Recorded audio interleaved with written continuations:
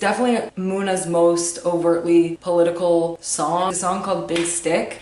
And you can buy it ahead of our album on Bandcamp for 48 hours. We're raising money for Pal Humanity with this song if you buy it on Bandcamp. Pal Humanity is an org that does comprehensive mutual aid for communities in the north and south of Gaza. They provide them with essential supplies, medical care, and school for grades K through 12. Overarching kind of like story of this song is it takes you from a place of thinking about how our desires, particularly as Americans, like living under late stage capitalism, like are influenced on different levels, how that can lead to us knowingly or unknowingly consenting to violence that is done on our behalf, whether that's like just the violence of exploitation under capitalism or like the end stage violences of genocide. The first verse is a little bit about the internet and like curation and manipulation of our desires via like influencer economy.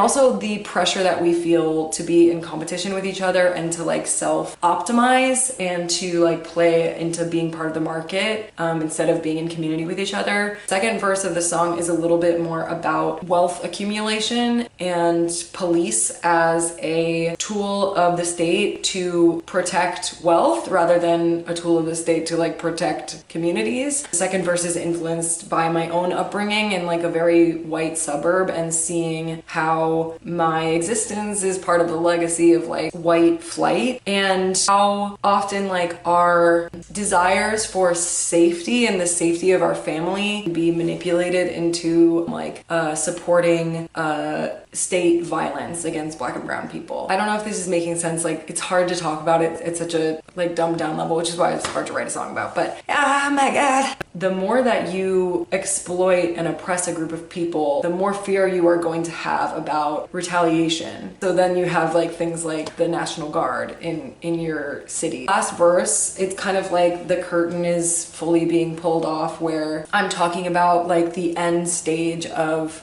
how America is a violent force of imperialism in the world. Influences in like sitting down to write this song was the detainment of Mahmoud Khalil in Louisiana after protesting for Palestine at Columbia University. Also the deportation and detainment of Kilmar Abrego Garcia without trial. Like starting to see these things of like America ignoring due process. Thank you for listening to the song and thank you for buying it and thank you for supporting these families and kids who desperately need our help, and free Palestine and no more war.